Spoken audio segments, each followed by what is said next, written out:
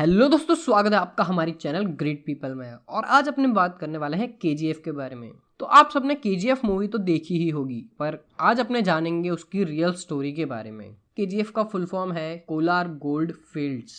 जी हाँ, Kolar gold fields, क्योंकि वहाँ पे सही में सोना पाया जाता था। एक जमाने में केजीएफ इंडिया की सबसे बड़ी गोल्ड माइन थी और वो करीबन इंडिया का 95% गोल्ड प्रोड्यूस करती थी। और इस वीडियो में अपने देखेंगे कि आज एक्चुअल में वहाँ पे कंडीशन क्या है, वहाँ का एनवायरनमेंट कैसा है, वहाँ के पीपल कैसे अपना गुजारा कर रहे हैं। तो चलिए शुरू करते हैं। कहानी स्टार्ट होती है किंगडम ऑफ मैसूर के टाइम से, जब फर्स्ट टाइम वहाँ सोना निकालने का ट्राई किया गया। लगभग 1700 से वहाँ लोग ट्राई कर रहे हैं सोना निकालने का। और जब 1804 की रिपोर्ट पब्लिश हुई तो उसमें ऑफिशियली लिखा गया कि केजीएफ की मिट्टी में सोना है, पर उस टाइम पे किसी ने भी कुछ नहीं किया।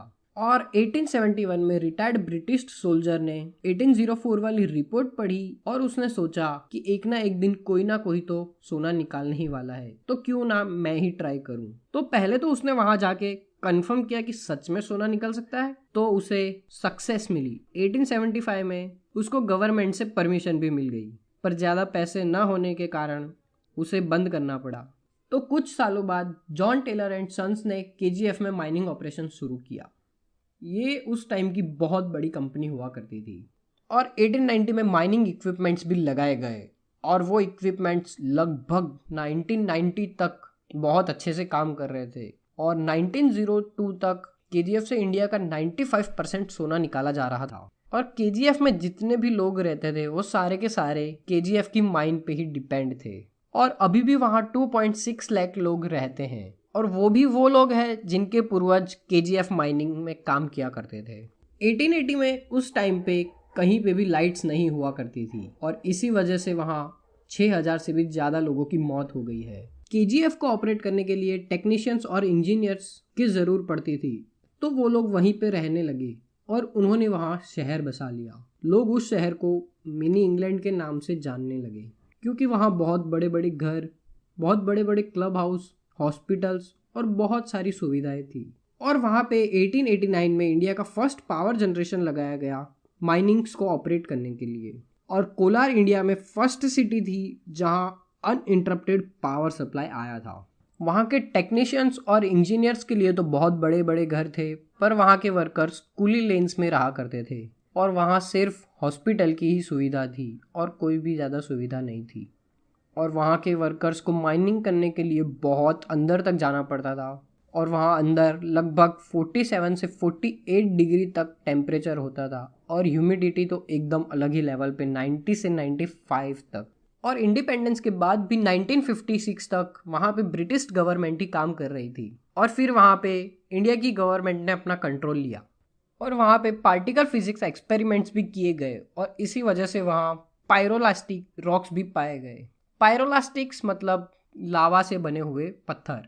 फिर 2001 में कुछ ऐसा हुआ जो किसी ने सोचा भी नहीं था। माइन को पूरी तरह से क्लोज कर दिया गया, क्योंकि स्टार्टिंग के टाइम में 1 टन ओर में 47 ग्राम गोल्ड मिल रहा था, और वो 1990 में आते आते 1 टन में सिर्फ और सिर्फ 3 ग्राम्स रह गया था, और उनको लॉस में ऑपरेट करना पड़ रहा था। इसलिए उन्होंने माइनिंग बंद कर दी। पर माइनिंग को बंद करने से पहले उन्होंने साइंटिफिक माइन क्लोजर प्रोसीजर भी फॉलो नहीं किया, और वहाँ के हालात बद से बदतर हो गए। जो कभी मिनी इंग्लैंड हुआ करता था वो आज पूरी तरह नर्क बन गया है। पर जब तक माइंस चालू थी तब तक सब कुछ बहुत अच्छा था। सबको बेसिक नेसेसिटी मिल रही थी, पावर कट्स नहीं होते थे, पानी की कोई दिक्कत नहीं थी।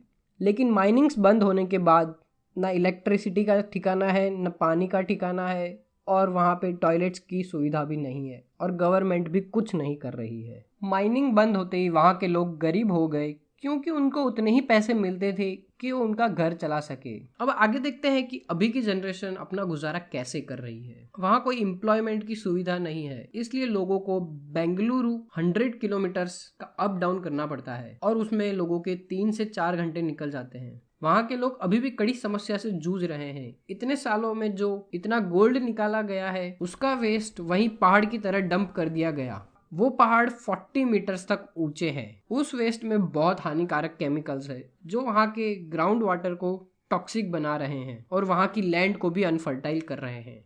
और उस टॉक्सिक वेस्ट के कारण वहाँ के लोगों को सांस लेने में भी प्रॉब्लम हो रही है और कई लोगों को स्किन एलर्जीज भी हो रही है। और ये सब प्रॉब्लम्स का कारण है माइनिंग को अनप्लान्ड तरीके से क्लोज किया गया। पर अब गवर्नमेंट कुछ प्लान कर रही है क्योंकि वहाँ के लोगों को रोजगार दिया जाए, और वहाँ पे गवर्नमेंट सोच रही है कि वो इंडस्ट्रियल पार्क बनाएगी। और अब देखते हैं आगे क्या होता है। उम्मीद करता हूँ ये वीडियो आपको इन्फॉर्मेटिव और अच्छा लगा होगा। और हम जो प्रोडक्ट्स यूज करते हैं वो आप देखना चाहते हैं तो हमारी डिस्क्रिप्शन में आपको लिंक मिल जाएगी। और मिलते हैं नेक्स्ट वीडियो में, तब तक के लिए नॉलेज बांटिए।